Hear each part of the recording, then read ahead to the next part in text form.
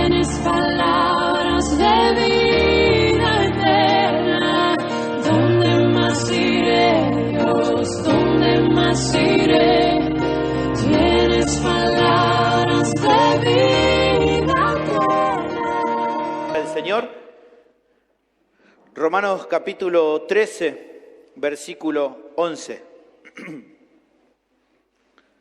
Romanos 13, versículo 11 al versículo 14. Una vez que leemos, luego mantenga su Biblia abierta para seguir la lectura. Romanos 13, el 11, 14, lea conmigo la palabra del Señor, luego vamos a orar nuevamente. Y esto, conociendo el tiempo, que es ya hora de levantarnos del sueño, porque ahora está más cerca de nosotros nuestra salvación que cuando creímos. La noche está avanzada y se acerca el día. Desechemos pues las obras de las tinieblas y vistámonos las armas de la luz. Andemos como de día, honestamente, no en glotonerías y borracheras, no en lujurias y lascivias, no en contiendas y envidia, sino vestidos del Señor Jesucristo y no proveáis para los deseos de la carne. Oremos. Bendito Señor, te damos gracias por la preciosa reunión que estamos teniendo con nuestros hermanos.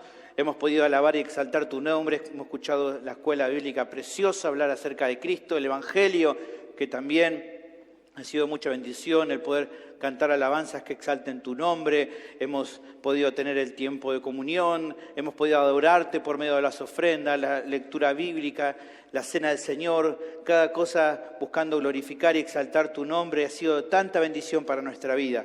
Te ruego ahora por el momento de la exposición bíblica que nos ayudes, que nos guíes, que abra nuestro entendimiento para poder comprender tu palabra en el día de hoy y que al entenderla la podamos creer para que entonces podamos ponerla por obra en nuestra vida.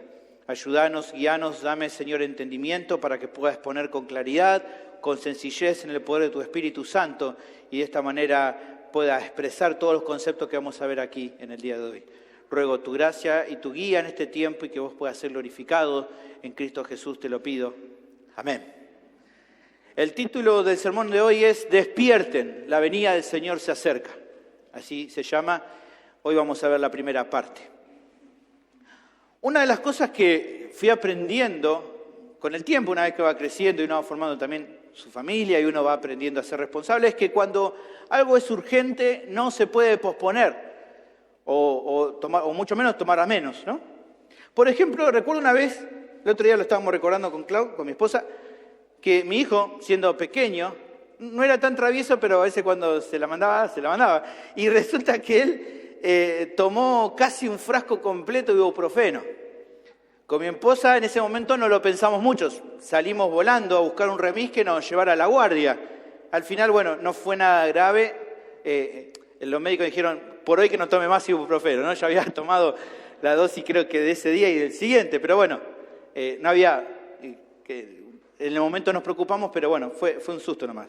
Y más allá que fue solo un susto, me sirve como ejemplo para lo que recién decía. En un momento de emergencia dejas otras cosas de lado para enfocarte en lo que realmente consideras que urge atender. Y a vos, yo mencioné este ejemplo, pero hay muchas otras cosas, ¿no? En esta época para muchos está, ¿no?, exámenes finales en el colegio, en la universidad, que es muy urgente. Para otros...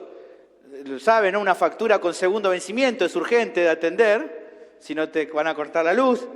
Y hasta una comida que se puede estar quemando, puede ser otros casos de cosas que uno le dedica atención. Incluso si uno no le presta atención, se lo puede tildar de descuidado al que no le presta atención. Más de algún niño le ha pasado de recibir el reto de sus papás por no atender algo que le habían pedido que era urgente, ¿no? O de un jefe que le pidió algo que sea urgente y que quizás uno no le prestó atención y después dijo, pero te dije que esto era urgente, ¿no? O una esposa que reta a su esposo, pero te dije que hubiera la comida que iba a comprar y te colgaste y no miraste, ¿no? Y viste, se hierve así, se cae y se ensucia toda la cocina, así, uy, cómo me olvidé. Uno dice, no debería ser descuidado, pero a veces somos descuidados. Ahora, ¿por qué menciono esto al comenzar hoy? Bueno, porque justamente nos encontramos con un pasaje donde se habla con un gran sentido de urgencia. Se enseña acerca de cosas que son impostergables, son muy urgentes. Pero lo paradójico del caso es que algo que se remarca hoy, que es muy importante de atender, a la vez es algo que no se puede resolver o concretar de la noche a la mañana. O sea, no es algo que se le presta atención solo un momento. Es un proceso que dura hasta que te vaya de este mundo. Estoy hablando acerca de la meta más importante del creyente en toda su vida, que es el crecer en semejanza a Cristo, o lo que en teología conocemos como santificación progresiva, el crecer a semejanza de nuestro Señor Jesús. Y aunque, como recién decía, es un proceso que comienza desde el día que Dios te salvó y que se prolonga a lo largo de tu estadía en la tierra, y es un proceso en el cual vos también cooperás, el texto remarca un concepto muy importante. ¿Cuál es? Que aunque dure toda la vida este proceso, no es eso sinónimo de que se lo pueda tomar con calma o con displicencia, sino que es algo esencial en nuestra vida. Tal vez podríamos decir que lo más importante en toda tu vida. Es lo que te distingue con más claridad como discípulo de Cristo, el ser justamente como Cristo era. Por lo tanto, la santificación en tu vida, el crecer en santidad, no es algo opcional o secundario. Como recién decía, es el gran propósito de tu nueva vida desde que Dios te salvó. Pero lo que este texto remarca también es un aspecto muy importante que hace que tengas que prestarle mucha atención a todo este asunto. ¿Cuál es? Es importante que crezcas en santidad porque se aproxima el momento en el cual, como ciudadano del reino de los cielos, vas a dar cuenta delante de tu Rey de lo que hiciste con la nueva vida que Él te dio. Ya falta poco para ese evento. Por eso es hoy mismo que tenés que prestar mucha atención al tiempo que te queda en este mundo. Eso es algo de lo que justamente el pasaje te quiere transmitir y vamos a ver hoy. Te animo a que me sigas porque estoy seguro de que va a ser un sermón que va a hablar mucho a tu vida, como lo ha hecho con la mía cuando la estaba preparando. Decidí hacerlo muy despacio y tomarme 2 partes, la siguiente la vamos a ver dentro de un par de semanas, pero creo que es muy importante que prestes atención a lo que vamos a ver hoy en la palabra de Dios. El tema del sermón es el siguiente: a raíz de su nueva vida en Cristo, y ante la inminencia del regreso del Señor, al creyente le urge crecer en santidad. Este es el tema. A raíz de su nueva vida en Cristo y ante la inminencia del regreso del Señor, al creyente le urge crecer en santidad. ¿Cómo lo logra? El pasaje presenta 3 verdades que el creyente tiene que considerar para lograrlo. ¿Está bien? ¿Venimos bien? ¿Se entiende? ¿Se entiende el tema? ¿Se ve y se entiende la idea? Bueno, vamos a ir viendo juntos entonces estas verdades. La primera de las verdades la tenemos en el versículo 11. Al cristiano le urge evitar el adormecimiento espiritual porque se acerca el día de la consumación de su salvación. Al cristiano le urge evitar el adormecimiento espiritual, esta es la primera verdad, porque se acerca el día de la consumación de su salvación. El texto comienza dando algunos conceptos que tienen relación con la anterior sección. Dice, y esto, conociendo el tiempo, que ya es hora de levantarnos del sueño. Ahora, ¿cómo se relaciona con lo anterior? Te pido ahí, Agus, que me pueda buscar este texto, este versículo en Biblia de las Américas. La clave está en este y esto. La Biblia de las Américas lo traduce mejor y se entiende mucho mejor. Dice en Biblia de las Américas, y haced esto, dice. Y haced esto. Ahora sí, si lo puede buscar, la metí en un compromiso, no importa. Dice, y haced esto, dice la versión en Biblia de las Américas. En el sermón anterior, el tema que se desarrolló es que de acuerdo a su nueva vida, el cristiano tiene el deber de amar a los demás. Y lo que vimos fueron 3 razones de por qué era esta responsabilidad. Primero, vimos en el versículo 8 de este mismo capítulo que el amor es el cumplimiento de la ley. Eso fue lo primero que vimos. Segundo, vimos que el amar al prójimo es el resumen de todos los mandamientos. Eso lo vimos en el versículo 9. Y tercero, porque al obrar con amor, el cristiano se guarda de hacerle un mal o perjudicar a los demás. Eso lo vimos en el versículo 10. Ahí está, gracias, Agus. Fíjense, dice, y haced todo esto, dice en Biblia de las Américas, ¿no? Como expliqué la vez pasada, el mandamiento, la responsabilidad de amar a los demás, de amar al prójimo, no anula a todos los demás mandamientos, sino que dijimos que es la base de todos los mandamientos y es a donde todos los mandamientos terminan apuntando. Por ejemplo, un creyente, dijimos un momento, en virtud de que ama a su prójimo, no da un falso testimonio de otra persona y a la vez cumple con este mandamiento de no dar falso testimonio porque busca amar a esa otra persona de forma genuina. Así es con todos los demás mandamientos. Es entonces una responsabilidad que cada hijo de Dios tiene fruto de su nueva vida en Cristo. ¿Cuál? De obedecer la voluntad de Dios revelada en sus mandamientos. En esto está aquí esto que dice aquí, y hacer todo esto. Hablando de los mandamientos que Dios nos ha dado y que debemos cumplir, que se resumen en el amor al prójimo. Ahora, a partir de considerar eso, es que entonces el apóstol da un concepto nuevo en este pasaje como una advertencia a todos los creyentes y que podría leerse de la siguiente manera. Cumplan con todo esto que recién les remarqué, lo que habló en los versículos anteriores, prestando mucha atención al tiempo que vivimos, ya que es hora de que nos levantemos del sueño. ¿Qué es lo que está diciendo aquí el apóstol? Bueno, creo que es bueno que vayamos por partes para entender correctamente la exhortación que está dando. Como recién decía, lo primero que hizo Pablo es mencionar algo de lo anterior, la importancia de cumplir con obediencia los mandamientos de Dios, basado justamente en el mandamiento esencial o el que resumía a todos, que era el amor al prójimo. Ahora, prosigue en remarcar cómo es que se debe proceder con esto. Dice, conociendo el tiempo, dice aquí nuestro pasaje. Es interesante esto de la palabra o el verbo conocer. Aquí en el original la palabra usada es oída, es la palabra para conocer, que se utilizaba para hablar acerca de algo que la persona conocía bien, aunque a veces se le olvidaba, no era algo que decía, uy, se me olvidó porque no lo entendía bien. O sea, no es que lo ignoraba por falta de información, la persona sabía de lo que se estaba hablando, conocía el paño, como diríamos nosotros. O sea, que a lo que tiene que conocer o poner atención no es algo de lo que no contaba con la instrucción suficiente, sino algo que si se le olvidó es por su propio descuido o por haberse distraído con otros asuntos.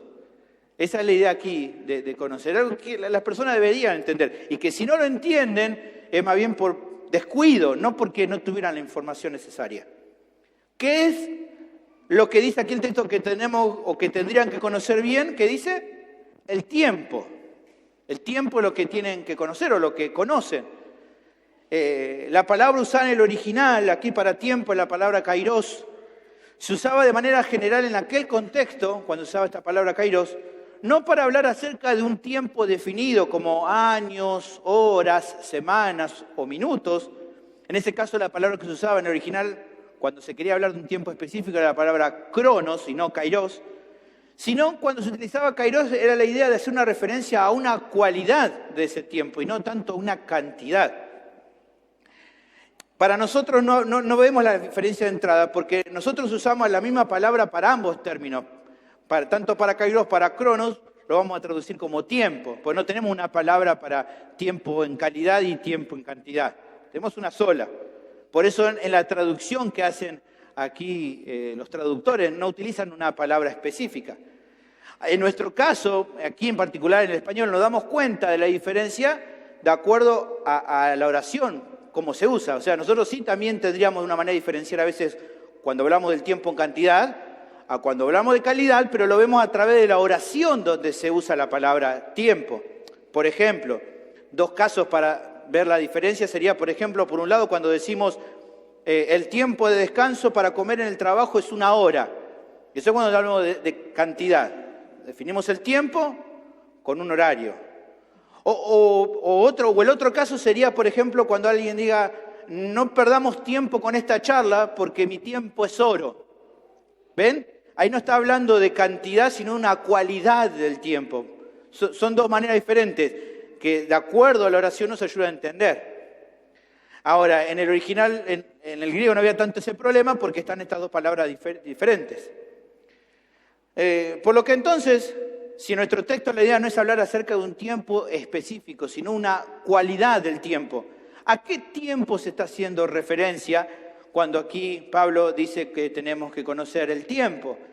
Bueno, por la referencia que da el mismo pasaje más adelante, incluso en el versículo 12, se entiende que el apóstol está hablando del tiempo entre la primera venida de Cristo y la segunda, un tiempo al que luego él va a llamar la noche, en referencia a que cuando el Señor vuelva va a ser algo incomparable como lo es un nuevo día, cada nuevo día. Este es el tiempo el cual los creyentes han vivido en los siglos pasados y el que hoy nosotros incluso vivimos. Cuando dice acá conociendo el tiempo, le está hablando a los romanos, pero también nosotros vivimos en ese mismo tiempo. ¿Está bien? Es un tiempo especial, indefinido, no está definido por cantidad de horas o meses. Es un tiempo especial en la historia. Estamos, ya lo hemos visto en otras ocasiones, en lo que los teólogos denominan como el ya, pero todavía no.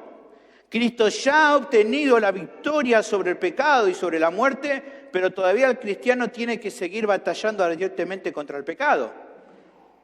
Satanás y sus huestes ya fueron vencidas en la cruz, pero todavía están en guerra contra la iglesia y con cada soldado de Cristo en particular, que son los cristianos. Es un tiempo en el cual ya somos salvos, pero todavía no hemos alcanzado la consumación de nuestra redención.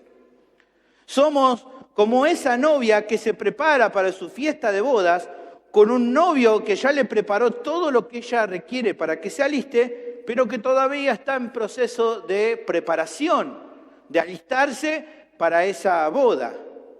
Esa boda ya está confirmada, pero todavía no se llevó a cabo, aunque no hay, como sabemos, ninguna chance de que se suspenda. Esta boda, entonces, o este tiempo, sería entonces del cual Pablo está hablando, este tiempo entre el ya, pero todavía no. Es el tiempo que cada creyente conoce casi del comienzo de su carrera en la fe. Cada creyente sabe que está esperando a su esposo y que ese esposo se llama Jesucristo. Ya conoce cada cristiano que su amado pronto va a regresar por él, y no solamente por él, sino, como dice Pablo en 2 Timoteo 4:8, por todos aquellos que aman su venida, por todos los creyentes genuinos. Pablo lo deja bien claro lo que él está esperando. Dice en 2 Timoteo 4:8, por lo demás, me está guardada la corona de justicia, la cual me dará el Señor juez justo. ¿Cuándo? En aquel día. ¿De qué está hablando? De cuando el Señor vuelva. Y no solamente a mí, dice Pablo, sino también a todos los que aman su venida. En definitiva, a todos los cristianos que Dios ha salvado. Ahora, habiendo entendido un poco de cuál es ese tiempo, es a partir de eso el texto que leímos que da la primera amonestación. Dice, conociendo el tiempo, es hora de despertarse del sueño. Así dice nuestro pasaje. Habiendo conocido el tiempo, es hora de despertarse del sueño. Ahora, creo que en esta parte donde se genera la mayor duda, ¿qué significa esto? ¿A quién les está hablando el apóstol que se tienen que despertar del sueño? Bueno, como sabemos, la carta está dirigida a cristianos, por lo que entonces podemos afirmar que se le está advirtiendo a creyentes genuinos que se guarden del peligro de dormirse espiritualmente, o que si lo están, se despierten. Haciendo un poco de memoria, la semana pasada observamos que toda la sección es como la base para el próximo capítulo, que trata acerca de un problema que había en la iglesia allí en Roma. ¿Se acuerdan que habíamos hablado ya de esto? A causa de tener costumbres diferentes, porque algunos venían de procedencia gentil, algunos miembros y otros de procedencia judía, los miembros en Roma estaban teniendo discusiones y riñas porque unos querían imponerle algunas cosas que no eran esenciales a la fe a otros, como celebraciones de fiestas o prohibir cierto alimento. El otro decía, no, yo no voy a hacer nada de eso. ¿Cómo no va a ser? Dale, no, que pum, que pan. Vamos a celebrar la Pascua. No, no la vamos a celebrar. Dale, vamos a celebrar esto, vamos a hacer lo otro. Y había como una discusión. Pablo lo va a empezar a abordar en capítulo 14. Dice, recibid al débil en la fe, pero no para contender sobre opiniones. Ahí vamos a ver que Él va a arreglar, pero Él está dando la base por medio de este capítulo. Ahora, ¿qué es lo que Él está diciendo? ¿Qué es lo que Él está hablando acerca de ese problema que se entera y que va a buscar solucionar en el capítulo 14? Él tiene una idea sobre lo que está pasando ahí. ¿Qué piensa acerca de estas discusiones que se están dando entre los miembros? ¿Qué piensa acerca de las discusiones de que si tenemos o no tenemos que celebrar tal cosa, que si tenemos o no tenemos que comer tal cosa, que si tenemos o no tenemos que ponernos tal cosa? ¿Qué piensa él de eso? Bueno, él piensa que es una pérdida de tiempo, que los hermanos estaban perdiendo el tiempo. O como dice en esta sección, esta actitud de los hermanos o de alguno de los hermanos de la congregación era una clara muestra de adormecimiento espiritual, de que se estaban durmiendo. En vez de estar atentos a lo urgente, que era que pronto se encontrarían con el Señor, se habían distraído con discusiones y disputas sin sentido, que no los edificaban, sino todo lo contrario. Le jugaba totalmente en contra en su crecimiento. Le jugaba totalmente en contra en la unidad de la iglesia. Por eso la exhortación era muy clara. Tenían que despertarse. Necesitaba alguien que, como sabemos nosotros, ¿no? Como que los cacheteara y dijeran, che, despiértense, despiértense. Tenían que dejar el aletargamiento y conociendo el tiempo, volverse a Dios de todo corazón, buscando agradarle en todo. Dejar de lado eso que estaban haciendo, discutir por soncera. Esto es lo que entonces el apóstol está enseñando. Todo lo que tienen que obedecer es porque ustedes saben el tiempo en el que estamos. Por eso, hermanos, eviten a toda costa el adormecimiento espiritual. No se duerman espiritualmente. Algunos, le digo, no se duerman y ya como que se empieza a despertar, ¿no? No estoy hablando del sueño que algunos agarran. Estamos hablando del sueño espiritual, que es incluso peor. Lo que podemos preguntar sería, pero ¿por qué este tiempo por el cual ellos sabían que estaban transitando urgía que prestaran atención a no dormirse? ¿Por qué no debían darle lugar al adormecimiento? Bueno, el texto lo aclara a continuación ahí en el pasaje. Dice, ¿por qué? Porque ahora está más cerca de nosotros nuestra salvación que cuando creímos. Ahora, quizás alguien pueda tener la duda, ¿no? De por qué se habla de la salvación luego de creer. ¿No es que uno es salvo cuando cree en Jesús? ¿Por qué dice ahí salvación entonces? Bueno, la respuesta no es tan complicada a esta duda. El apóstol no está usando aquí la palabra salvación para hablar acerca de la justificación, la cual, como hemos visto ya y Pablo lo ha explicado con bastante detalle en la carta a los Romanos, se recibe por gracia por medio de la fe en el momento en el que el pecador pone su confianza en el Evangelio y se arrepiente. A partir de ese momento ya uno recibe la justificación. En Romanos capítulo 4, versículo 5, por ejemplo, Pablo lo ha dicho, mas al que no obra, sino cree en aquel que justifica al impío, su fe le es contada por justicia. Y luego él en capítulo 10, versículo 9 lo dejó claro, que si confesares con tu boca que Jesús es el Señor y creyeres en tu corazón que Dios le levantó de los muertos, serás salvo. Punto. No es que más adelante tal vez vas a ser salvo. Así que no está hablando ahí cuando habla de salvación de justificación, descartado. Tampoco Pablo está hablando acerca de la santificación, porque como ya vimos, ese proceso comienza desde el momento en el que creímos y dura toda la vida. No va a haber un punto, mientras estemos en el mundo, donde digamos, bueno, ya completamos el proceso de santificación. No, va a durar toda la vida, porque toda nuestra vida vamos a luchar contra el pecado. Evidentemente en este proceso vamos a ir creciendo en santidad, pero va a durar hasta el final. Entonces también queda descartado que cuando habla de salvación está hablando ahí sobre santificación progresiva.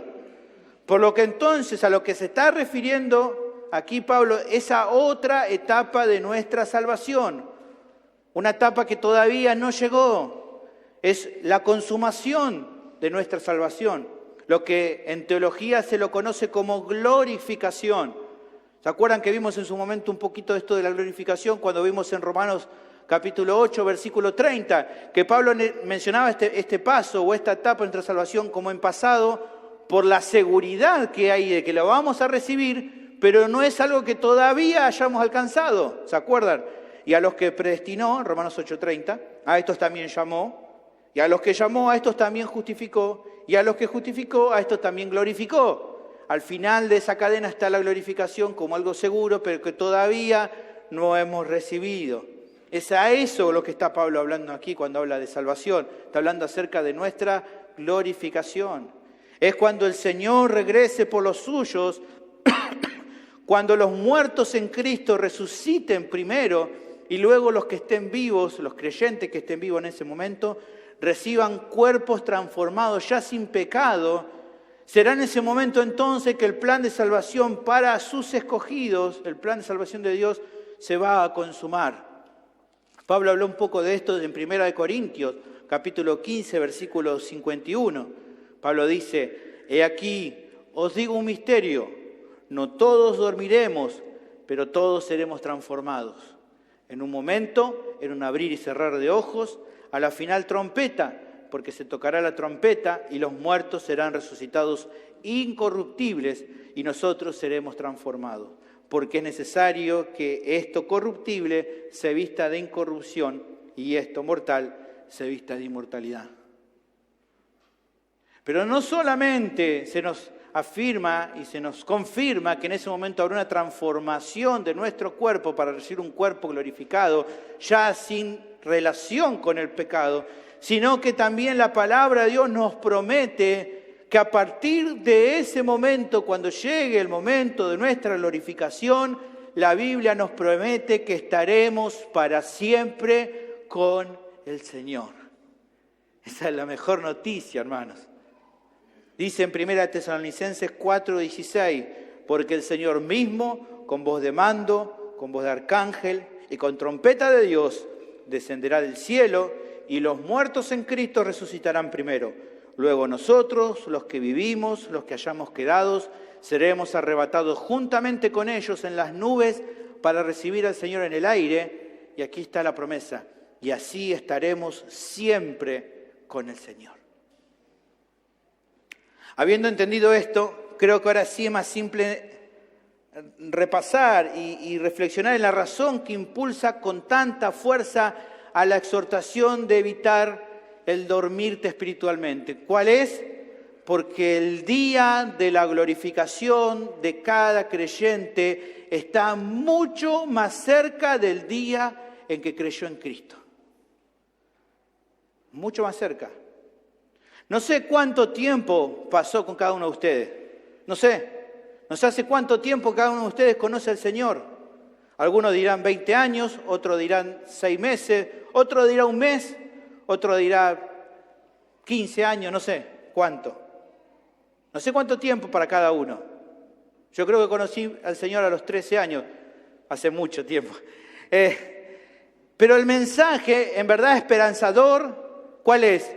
Que ya falta menos para el día en que la redención se va a consumar.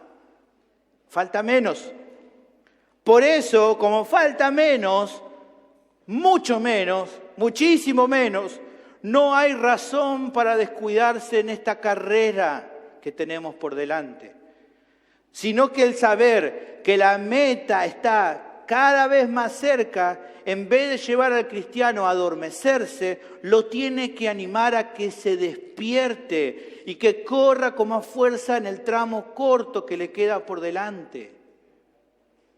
Mira, a veces miro eventos deportivos, a algunos de ustedes, a los que les gustan los deportes también quizás, donde un equipo que está jugando una final y que va ganando, en los últimos minutos del partido no resigna el esfuerzo. Dice, esos muchachos, no sé, un partido de fútbol, 90 minutos, 120 minutos, y no se cansan y siguen corriendo, siguen metiendo, siguen empujando, trabando y metiendo garra hasta el final. Solamente cuando escuchan el silbato final del árbitro, esos deportistas de repente vos los ves, están tirados en el suelo, no se pueden ni mover. Rendidos por el cansancio, pero felices por haber logrado el objetivo de ganar esa copa que estaban peleando por ganar. Hermanos, si ellos, estos deportistas, hacen esto por una corona temporal, ¿Cómo puede ser que los cristianos puedan flaquear o disminuir el paso en su carrera cuando saben que ellos están peleando y batallando por una corona que es incorruptible? Pablo lo dice bien claro. En 1 Corintios 9, 24, ¿no sabéis que los que corren el estadio, todos a la verdad corren, pero uno solo se lleva el premio? Corred de tal manera que lo obtengáis. Todo aquel que lucha, dice Pablo, de todo se abstiene. Ellos, los deportistas, a la verdad, para recibir una corona corruptible, pero nosotros una incorruptible. Así que, dice Pablo, considerando que estoy corriendo y batallando por una corona incorruptible, dice Pablo, yo de esta manera entonces corro, no como a la aventura. De esta manera peleo, no como quien golpea al aire, sino que golpeo mi cuerpo y lo pongo en servidumbre, no sea que habiendo yo sido heraldo para otro, yo mismo venga a ser eliminado. Ni se me ocurre, Pablo dice esto, ni se me ocurre dejar de pelear. Miren si llegara a pasar esto, que al fin y al cabo fui el que fui modelo para un montón y yo termino siendo eliminado. Ni loco, dice Pablo. Por eso corro hasta el final.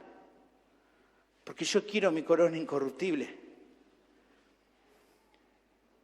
Ahora, en todo lo visto se encuentra la primera verdad que el cristiano tiene que considerar para recordar que te urge crecer en santidad.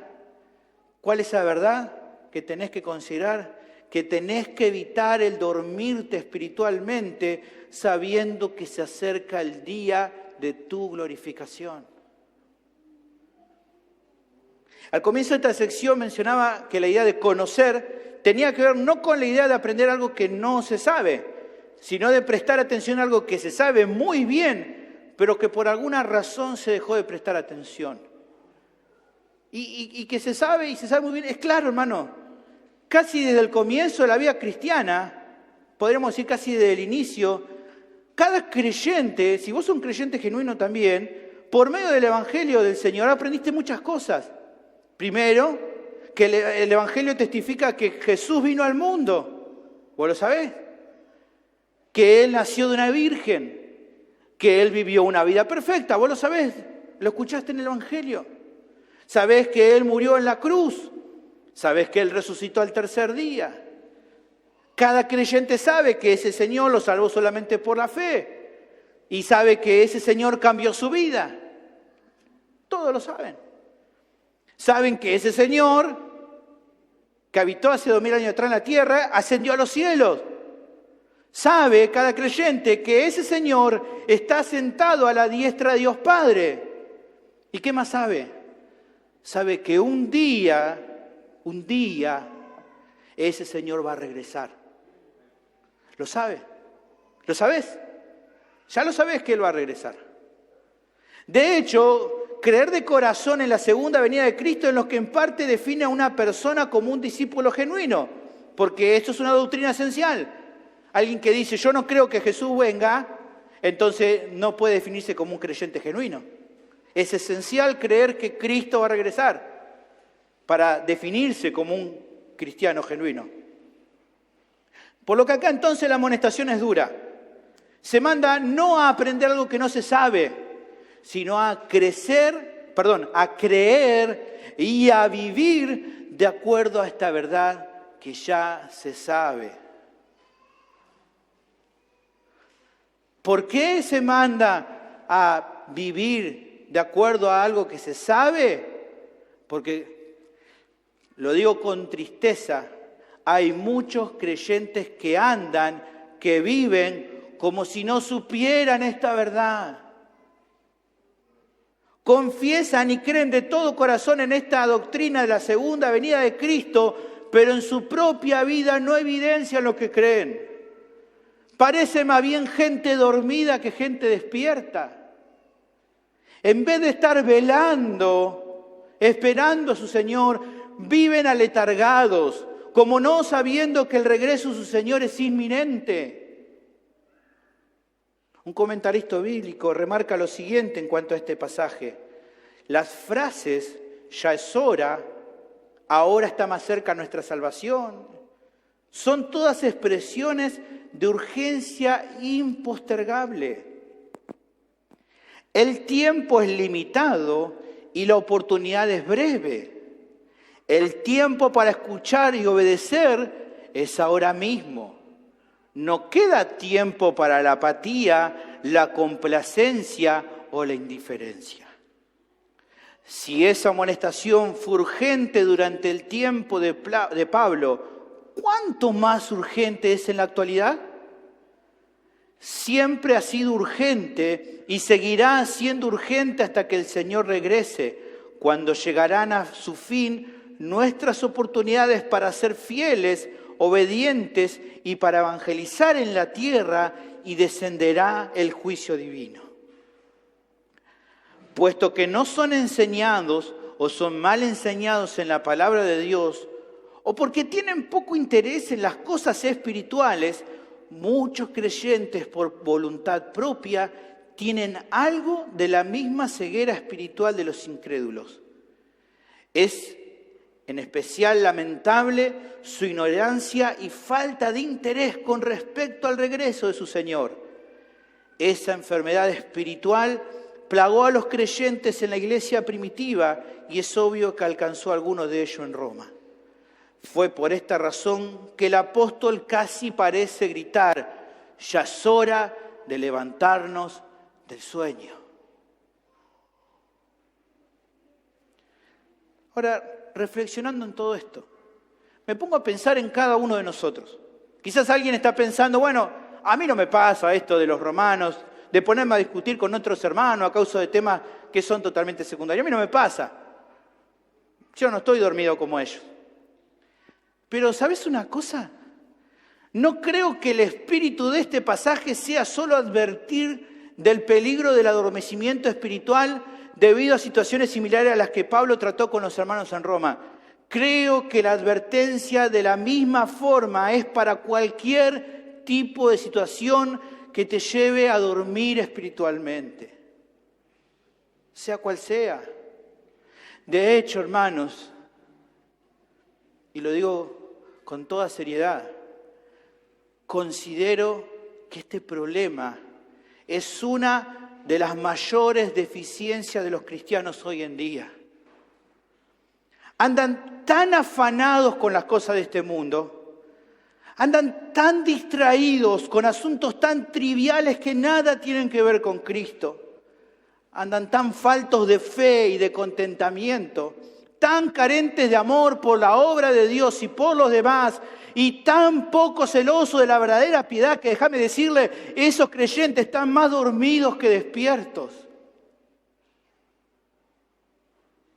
Por eso, esos creyentes a la primera de cambio ante una lucha se desaniman. Por eso, ante la mínima tentación, ceden al pecado. Por eso es que se parecen tanto en sus palabras, sus obras y sus pensamientos a las personas del mundo. Por eso es que actualmente en las iglesias locales hay tan pocos cristianos que dispongan su vida para servir a otros. Por eso es que son pocos los que se alistan para evangelizar o para las reuniones de oración, porque dicen que no tienen tiempo, pero a la vez gastan horas y más horas en cosas que tal vez no son pecaminosas, pero que no edifican el cuerpo de Cristo y que no exaltan su nombre. Por eso es que hay tanta superficialidad en el cristianismo. Pero también por eso hay tanta gente, por otro lado, en las congregaciones que se llaman a sí mismos cristianas, pero que no lo son y que se manejan con tranquilidad sin preocuparse por su condición espiritual. Que vienen a la iglesia, escuchan la palabra, escuchan que Dios los llama a que vivan en santidad y se van como vinieron, sin importar lo que escucharon.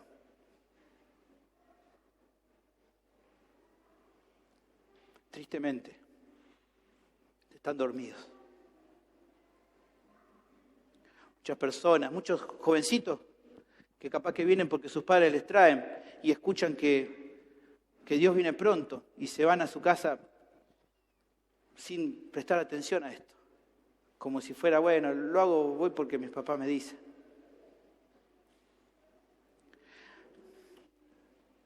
Como dice una canción famosa, hablando acerca del movimiento evangélico en general, y dice lo siguiente: ojalá el maestro pueda decir como dijera hace años, no lloren, solo duerme, no está muerta. ¿Qué te pasa, iglesia amada, que no reaccionas, solamente a veces te emocionas y no acabas de cambiar?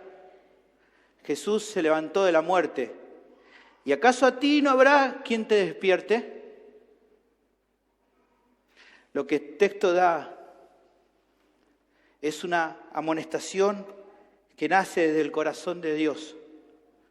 Una amonestación que te dice, por ejemplo, que si estás firme y ferviente en la fe, tené cuidado, por favor, de no enfriarte. Una amonestación que le dice a otros que si tu vida no está llena del Espíritu, sino que está buscando diariamente, no está buscando diariamente la santidad sin la cual nadie va a ver al Señor, te está llamando a que salgas de esa apatía, que te arrepientas y que vuelvas a tus primeras obras. Pero esta amonestación llama a algunos a que si no ves en tu vida los frutos esperables de un cristiano, deje de justificarte, deje de mirar para otro lado, deje de ponerte excusas y te vuelvas a Dios de todo corazón. ¿Por qué? ¿Por qué esta amonestación? Porque la venida del Señor está muy cerca, más de lo que algunos piensan.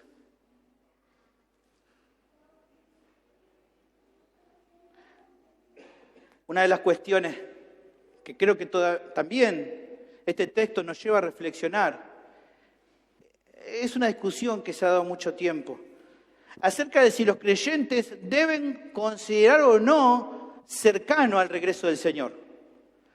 Hay gente que dice, todavía restan cumplirse algunas señales. Otros expresan, no, el Señor viene pronto, ya todas las señales se han cumplido. Hay como esa discusión, ¿no? De un lado y de otro.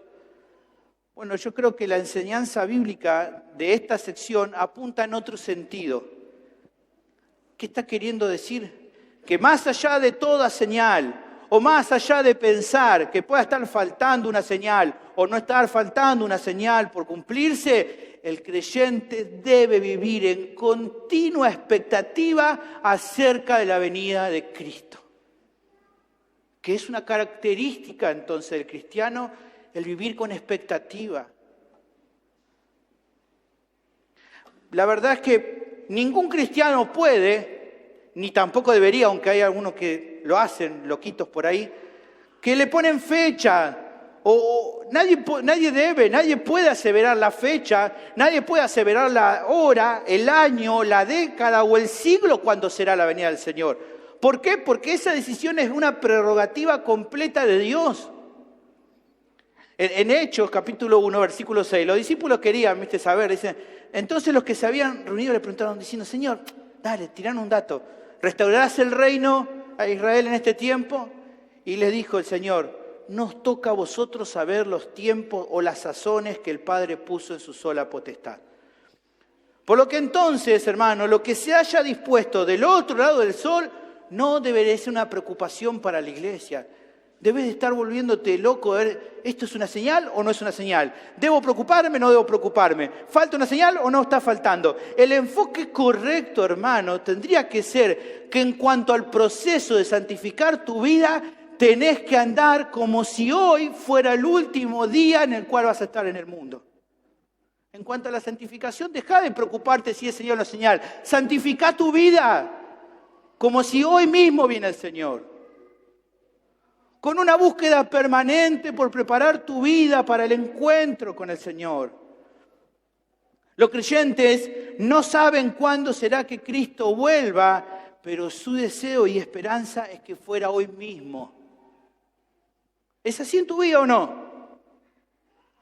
Algunos me miran, no sé, algún hermanito dice, no, estoy esperando que me salga la jubilación. ¿Es hoy lo que querés realmente que vuelva el Señor? ¿Qué ¿Qué otra cosa ocupa tu mente hoy más? Hermanos, el libro de Apocalipsis es claro, la iglesia clama junto al Espíritu y ¿qué dice? Ven, Señor Jesús. Apocalipsis 22 dice, y el Espíritu y la esposa dicen, ven. Y el que oye, ¿qué tiene que decir? Ven. Y luego en versículo 20 dice, el que da testimonio de estas cosas, el Señor, ¿qué dijo? Ciertamente vengo en breve. ¿Cuál es la respuesta? Amén. Sí, ven, Señor Jesús. Esta, hermano, era la expectativa más común de los hermanos del primer siglo y debería ser la misma con vos en este tiempo. Yo sé que siempre hubo gente que puso en duda el regreso inminente de Cristo. En 2 de Pedro capítulo 3, versículo 3, versión NBI me gusta como dicen, fíjate cuál es la actitud de algunas personas. Dice, ante todos deben saber que en los últimos días vendrá gente burlona, dice, que siguiendo sus malos deseos se mofará, se va a burlar. ¿Cuál va a ser su burla? ¿Qué hubo de esa promesa de su venida? Nuestros padres murieron y nada ha cambiado desde el principio de la creación. Esta gente se burla. No piensa de que el Señor va a venir. Se burla ¿por qué? Porque así no les importa. Pero esa no debe ser tu actitud. Tu esperanza tiene que estar en que el Señor va a regresar muy pronto. ¿Por qué? Porque esa fue su promesa y porque no hay nada más importante en la vida que esperar. En Romanos capítulo 8, versículo 22 dice, porque sabemos que toda la creación gime a una y a una está con dolores de parto hasta ahora, y no solo ella, sino que también nosotros gemimos, que tenemos la primicia del Espíritu, nosotros también gemimos dentro de nosotros mismos, esperando ¿qué cosa? La adopción, la redención de nuestro cuerpo, la glorificación. Porque en esperanza fuimos salvos, pero la esperanza que se ve no es esperanza, porque lo que alguno ve, hay que esperarlo. Pero si esperamos lo que no vemos, con paciencia lo aguardamos. El deseo del creyente, el anhelo más grande, es el regreso del Señor. Hoy en casa seguramente, cumpleaños de mi esposa y mi hija, y se dice, viste, pedí 3 deseos. Nuestro deseo no tiene que ser que venga el Señor. ¿Qué otra cosa más grande podemos desear? ¿O acaso tu expectativa mayor está puesta en otra cosa? No digo que no planifiques hacer cosas, no digo que no anheles cumplir con algunas metas puntuales como formar una familia, estudiar una carrera o alcanzar una meta laboral. Pero nada, oíme, nada de eso debe reemplazar el lugar prominente que tiene el anhelo por ver a Cristo. Porque en definitiva el regreso del Señor es poder verle cara a cara. ¿Qué mayor anhelo puede haber en la vida? Los cristianos se caracterizan, por así decirlo, por vivir con un pie en la tierra y otro en el cielo, haciendo cosas como el resto de las personas, pero con su mirada puesta en el cielo, de donde esperan a su Señor. Viven atesorando para lo eterno principalmente. Y sabiendo que la gloria eterna no está en lo que puedan obtener en este tiempo, sino en lo que les espera en su glorificación.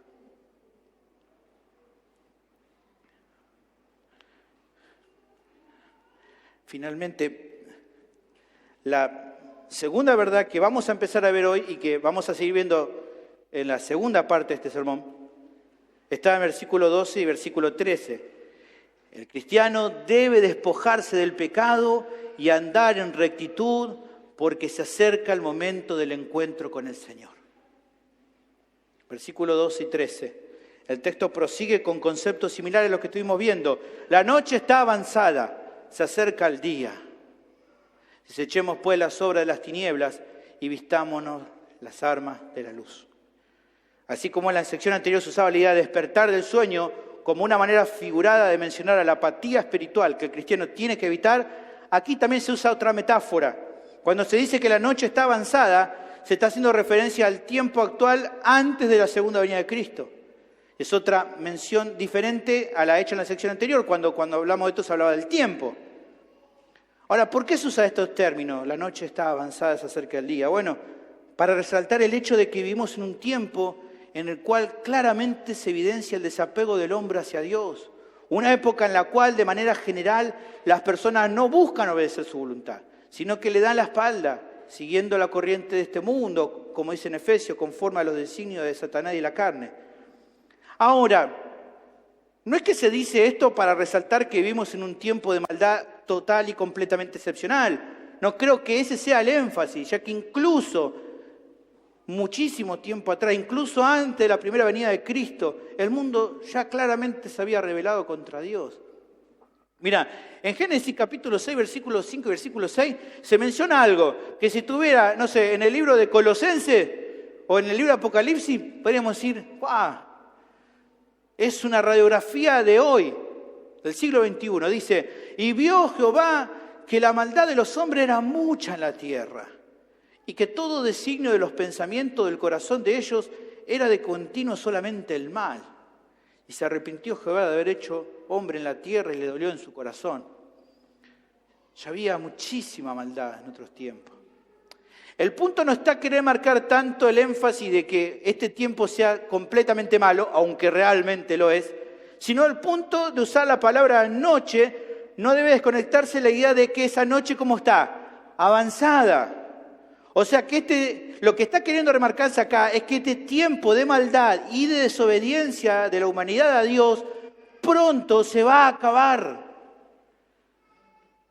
Y que pronto se va a acabar para dar lugar a otra cosa. ¿Y qué va a venir en su lugar? ¿Qué dice el texto? El día. ¿Y qué es ese día? El regreso del Rey. El regreso del Señor. Como explica un predicador, la declaración de Pablo, la noche está avanzada y se acerca el día, significa que el tiempo de pecado, incredulidad y rebelión espiritual del hombre está a punto de terminar. Y el tiempo de juicio, gloria y justicia de Dios está a punto de comenzar. Es en esta referencia que da el apóstol que se entiende con más claridad entonces el lenguaje metafórico, con el que entonces busca iluminar nuestra mente acerca de lo que quiere enseñar. Que va a ser tan significativo el fin de este tiempo y el comienzo de otro, tanto como lo es el cambio de la noche al día. Así como las tinieblas se disipan a la luz de un nuevo amanecer. Bueno, así será cuando retorne el Señor. Ya no pasará inadvertido para casi todo el mundo, como fue en su primera venida, sino que ahora, como dice Apocalipsis capítulo 1, todo ojo le verá, porque vendrá en todo el esplendor de su gloria eterna. Apocalipsis 1, hoy lo leyeron.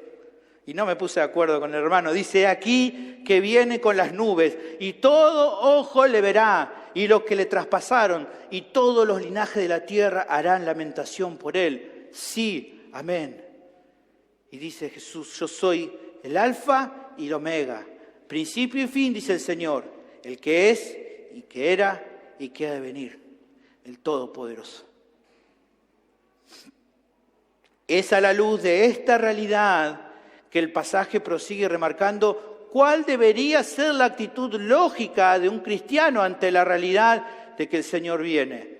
¿Qué dice el texto? Desechemos pues las obras de las tinieblas y vistámonos las armas de la luz. Lo que se exhorta a hacer es bien directo. Si está claro que la noche está avanzando y se acerca el día del retorno del Señor, lo que el creyente debe hacer es desechar las obras de las tinieblas y vestirse las armas de la luz. ¿Qué significa eso? Bueno, dicho de una manera simple y sencilla, el creyente debe despojarse cada día del pecado y vestirse de justicia y rectitud. Lo que dijo él anteriormente, desechen lo malo y sigan lo bueno. O de acuerdo a cómo se está desarrollando el texto, a la luz de que el día del Señor se acerca, el creyente tiene que crecer en santidad. Esta es la segunda verdad, el texto nos da de por qué el Hijo de Dios debe santificar su vida, porque el día del Señor se acerca.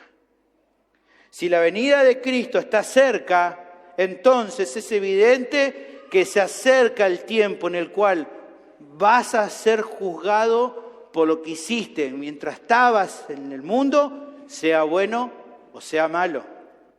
2 Corintios 5:10 es claro, porque es necesario que todos nosotros, dice Pablo, comparezcamos ante el tribunal de Cristo para que cada uno reciba según lo que haya hecho mientras estaba en el cuerpo, sea bueno o sea malo. En la segunda parte de este sermón vamos a ver algunos detalles más de esta segunda verdad que vamos a dejarla hasta acá. Pero hasta lo que hoy vimos nos queda claro una realidad que es impresionante. Un día estarás delante del trono de Dios, vos que me escuchás, todos los que estamos acá, yo también, vamos a estar delante del trono de Dios y vamos a ser juzgados. Es bueno considerar que teólogos sanos en la fe tienen posturas distintas en cuanto a este evento. Algunos dicen que este juicio será un tiempo diferente de cuando el resto de la humanidad, aquellos que no creyeron en el Evangelio, también van a ser juzgados. Por eso estos eruditos llaman al juicio de los creyentes genuinos como el tribunal de Cristo y al de los incrédulos como el juicio ante el gran trono blanco. Otros eruditos también sanos en la fe afirman que el juicio será simultáneo y que unos, los creyentes, van a recibir gloria eterna y otros, los que rechazaron el Evangelio, condenación eterna. Ahora, creo que el asunto y lo importante de todo es que más allá de la postura que se pueda tomar, lo más importante, hermanos, es meditar la verdad. Que aunque sea que toque juicio separado o juicio junto, igual va a ser tremendo. Que juicio separado o juicio junto, igual será juzgado.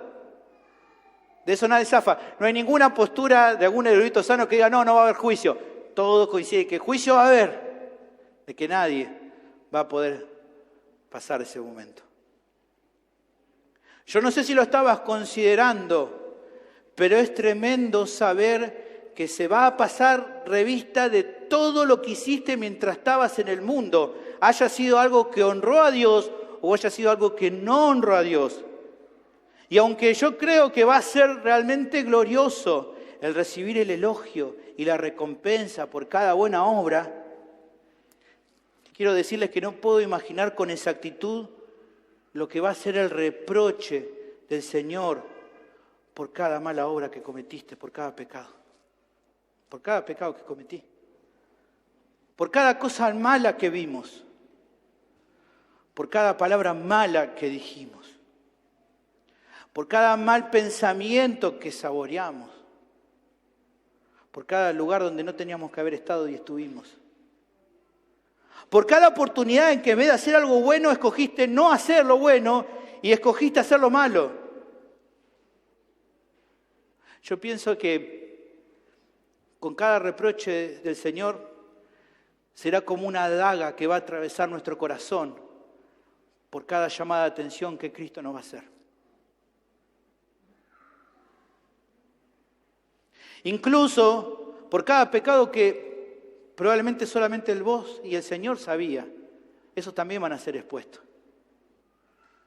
Y si bien los creyentes genuinos no serán condenados con los incrédulos, el apóstol deja bien claro que muchos creyentes que no procuraron vivir de la manera que el Señor quería, van a ser salvos, pero de una manera extremadamente dura. En 1 Corintios 3:13 dice, la obra de cada uno se hará manifiesta, porque nuevamente, ¿qué dice? El día la declarará, pues por el fuego será revelada. Y la obra de cada uno, cual sea, el fuego la probará. Si permaneciere la obra de alguno que sobreedificó, recibirá recompensa. Qué bueno. Pero si la obra de alguno se quemare, él sufrirá pérdida, si bien él mismo será salvo, aunque así como por fuego. Hermano querido, que tu caso no sea el segundo. Que cuando tus obras sean juzgadas, puedan permanecer esas obras, que no se quemen con el fuego. Y aunque ya no puedas volver el tiempo atrás para obrar diferente en cada ocasión cuando pecaste, que este pasaje te anime de acá adelante en crecer en un temor reverente a Dios. Que deje de darte lo mismo el crecer en santidad. Que pongas atención a lo que es urgente. Un día vas a ser juzgado y por lo tanto urge que crezcas en tu santificación personal y en hacer morir los pecados de tu vieja vida, porque no hay nada más importante en la vida que eso. Y un día nos vamos a dar cuenta con mucha claridad el tiempo que perdimos. Meditemos en esto, por favor, hermano. Finalmente, al terminar esta primera parte, me urge hablarle al que todavía está sin Cristo. Deja de dar vueltas, por favor.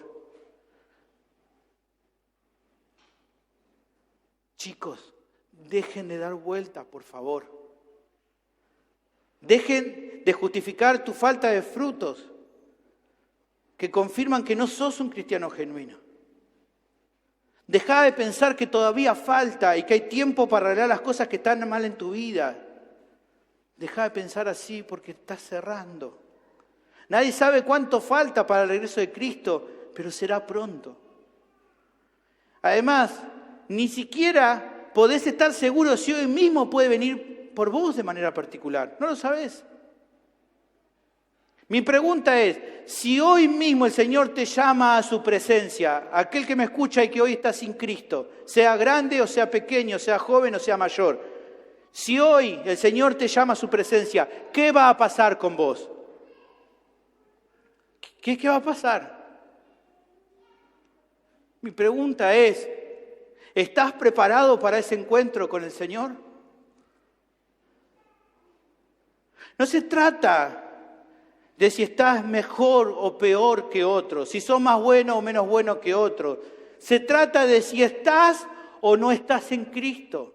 Se trata si Dios, por medio de la fe, te ha dado la justicia de Cristo para estar perfecto delante de Él, o si no lo has recibido. Se trata si lavaste tus pecados con la sangre del Cordero o no los lavaste. Se trata de si estás a cuenta o no estás a cuenta con Dios. Se trata si te has reconciliado o no te has reconciliado con Él.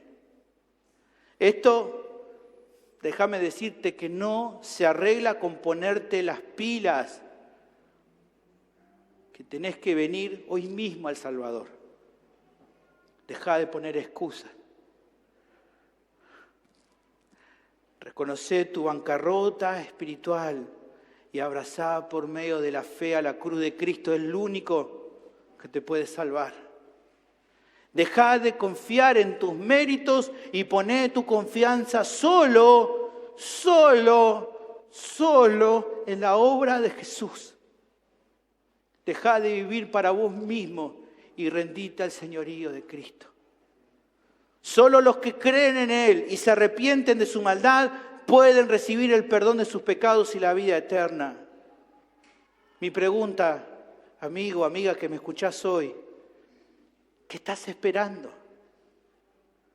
Pronto se acerca el día de tu encuentro con el Señor.